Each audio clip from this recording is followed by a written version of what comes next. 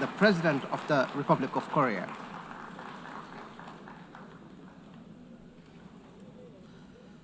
The Assembly will hear an address by His Highness Sheikh Tamim bin Hamad Thani, Emir of the State of Qatar. I request protocol to escort His Highness and invite him to address the Assembly.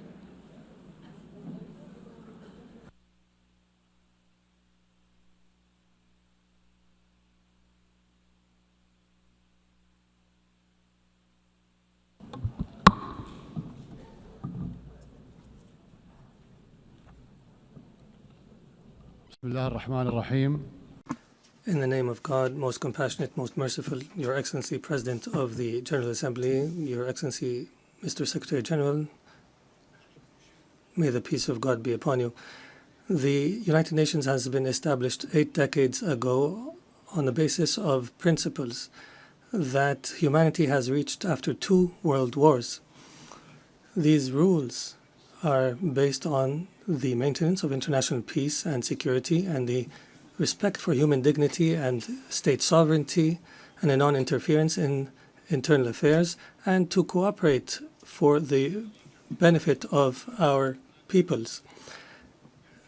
This means if we allow violations to continue, it means allowing the rule of the jungle, where perpetrators and violators enjoy benefits just because they can.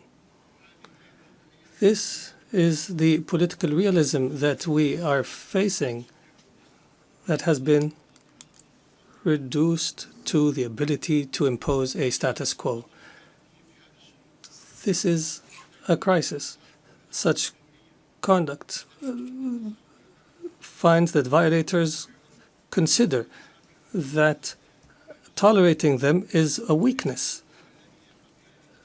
What must prioritize the discussion in the international community now is how to restore collective security as per the UN Charter, and how to restore the legitimacy of the international system. Your Excellencies, as you know, Doha on the 9th of September has suffered a treacherous attack that targeted the negotiating delegation of Hamas in a residential neighborhood that includes schools and diplomatic missions. As a result of this attack, 6 martyrs have fallen, including a Qatari national who serves in the internal security forces, and 18 people have been injured. This aggression was a violation against our sovereignty and a blatant violation that is unjustified of international law. But the whole world was shocked because of the circumstances of this heinous act, which we have classified as state terrorism. Unlike the claim of the Prime Minister of Israel, this attack is not a legitimate right to follow perpetrators of terrorism. It is an act of a diplomacy that is dedicated to political assassinations, and it undermines any diplomatic efforts aimed at ending the genocide against the people in Gaza. It is also an attempt to kill politicians who are members of a delegation that engages in negotiations with Israel while they were studying an American proposal. As you know, Qatar hosts, as a mediator during the negotiations, hosts delegations of Hamas and Israel. Qatari mediation has, in fact, achieved, in cooperation with Egypt and the USA, the release of hostages. And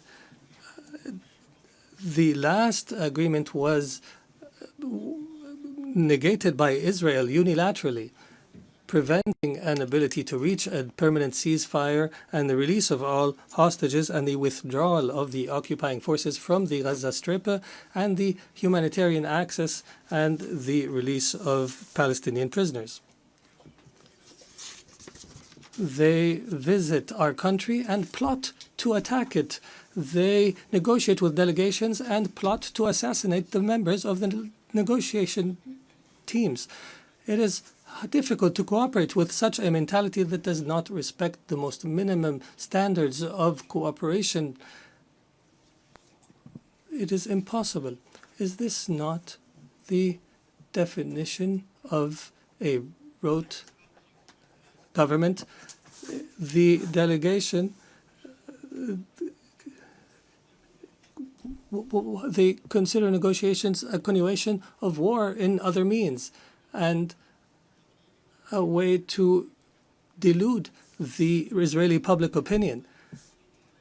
If the release of Israeli hostages is the end of war, the government of Israel is abandoning the notion of releasing the hostages. Their goal is to destroy Gaza so that it is unlivable and where no one can study or receive treatment. In other words, end the viability of the Gaza Strip to displace its population. Therefore, the Israeli leader wants to continue war. He believes in what is called Greater Israel. He believes that war is an opportunity to expand settlements and to change the status quo in the holy sites, in Al-Quds al-Sharif. He also plots for attacks in the West Bank and expansion. This imposition is the goal of this war.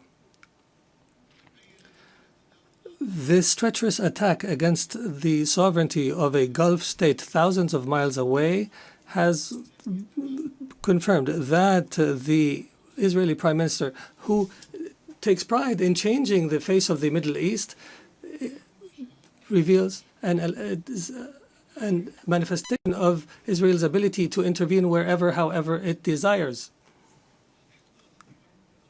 Arab countries and Muslim countries have warned, and that have held an emergency summit in Doha, have warned against the consequences of this delusion. Israel is not a democratic country surrounded by enemies, but in fact, it is an enemy to its surrounding neighbors, and it's engaged in a genocide, and its leader is proud of preventing the establishment of a Palestinian state, and he promises that such a state will never be established, and he takes pride in preventing peace with the Palestinians, and that he will prevent such peace in the future.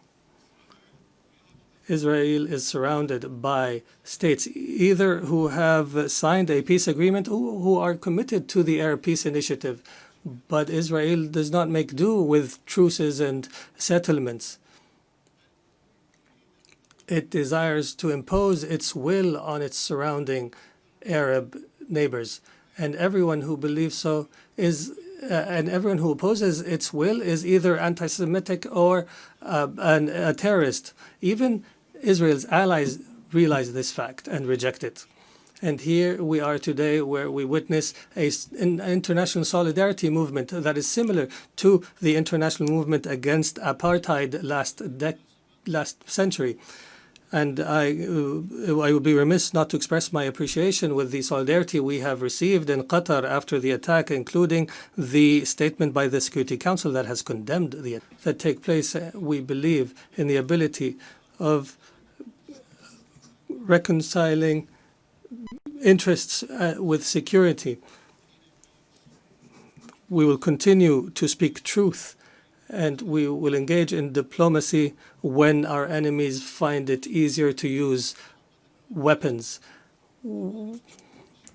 We have engaged to mediate an end to the war and allow for humanitarian access and release hostages, and we have faced disinformation campaigns. However, these campaigns will not deter us. We will continue our efforts in cooperation and partnership with Egypt and the United States of America. We are firmly convinced that peace can only be achieved in our region through a firm position from the Security Council, from accepting and tolerating the occupation's crimes,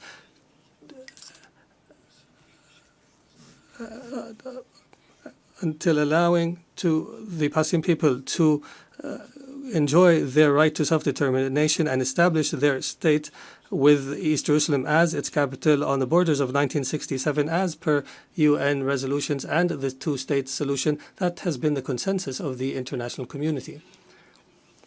We appreciate the role of states that have recognized the state of Palestine. There is no doubt that such recognition is morally important because it sends a message that violence and more violence will not succeed in liquidating a just cause such as the cause of Palestine, and we urge more states to recognize the state of Palestine. We believe that instability knows no border and that humanity's destiny is intertwined. Therefore, Qatar has continued its diplomatic efforts to contribute to the settlement of other crises, such as in Ukraine and wars in Africa. And our persistence have continued with partners in Africa in order to draft peace agreements. Most importantly was the signing of a declaration of principles in Doha between the DRC and the Congo River Alliance in March. Our efforts support the leadership of the U.S. to achieve a peace agreement in the east of the country, and Qatar will continue to engage as an international partner in order to achieve the peaceful settlement of conflicts and to seize opportunities to establish global peace. Your Excellencies, some states in our region still suffer the lack of security and stability. However, there is hope through some positive developments. In our dear Syria, since the end of last year, is going through a new phase that we hope will be a path towards achieving the aspirations of the Syrian people towards stability, development, and the rule of law after the end of a dark phase of the country's history. Egypt has stood by the Syrian people throughout the previous years. I recalled and urged to support Syria from this podium, even when it seemed to fall off the international agenda. The international community is called upon to assist Syria now in order to succeed through the transition phase after decades of suffering. Our experience in other Arab countries has taught us that building state institutions and establishing relations between a state and others is based on equality, and internal stability on the basis of respect for diversity are paramount issues at this stage. Qatar will not spare an effort to provide the necessary support to our brothers and sisters in Syria. And we have no doubt that the Syrians will be able to overcome this phase and to reject sectarianism in all its forms, and that they will reject external interference, especially the Israeli attempts to divide Syria and the conduct of Israel that is as though all areas south of Damascus are areas of Israeli influence. The Middle East has also witnessed positive developments through the election of President Hamad Joseph Aoun in Lebanon and the appointment of Mr. Nawaf Salam as a prime minister, which is a step towards stability in the country. Qatar will continue to support Lebanon government and people and institutions and will continue to support the Lebanese army. We emphasize the need to implement Security Council Resolution 1701 and the withdrawal of Israeli forces from the areas it occupied during the last war, and to end Israeli interference in internal Lebanese affairs. For Sudan, the people in Sudan continue to suffer an unprecedented humanitarian crisis because of the continued violence. We call once again on all parties to prioritize the national interest and to engage in a comprehensive dialogue that leads to a permanent peace and that preserves the unity of Sudan and its territorial integrity and independence, and that achieves development and stability. We declare our support for all international efforts that aim to achieve this goal. Distinguished Excellencies, Doha has always been a global capital that hosts major events in all spheres, and an area where leaders convene and decision makers from around the world to engage in negotiations and the formulation of solutions. Doha will host the Second World Summit for Social Development from the 4th to 6th November this year, and we look forward to welcoming you all during this conference. There is no doubt that the trust of the international community in Qatar is based on our successes in the past throughout the years. And accordingly, based on this legacy, we have submitted our application to host the Olympics, believing that sports is not just competition, but a bridge between cultures and a means to promote peace and understanding. And as such, we have also organized and hosted the FIFA World Cup, proving that we are able of hosting sporting events of this magnitude. In conclusion, the state of Qatar, realizing the seriousness of the challenges facing the international community, commits to our partnership in seeking truth, peace, and justice in international relations. Thank you, and may the peace of God be upon you.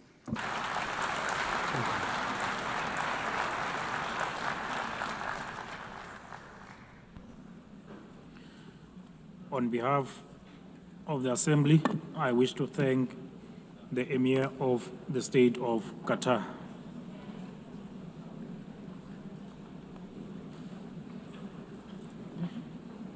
The Assembly will now hear an address by Her Excellency Jennifer Gillings-Simons, the President of the Republic of Suriname. I request the protocol to escort Her Excellency and invite her to address the Assembly.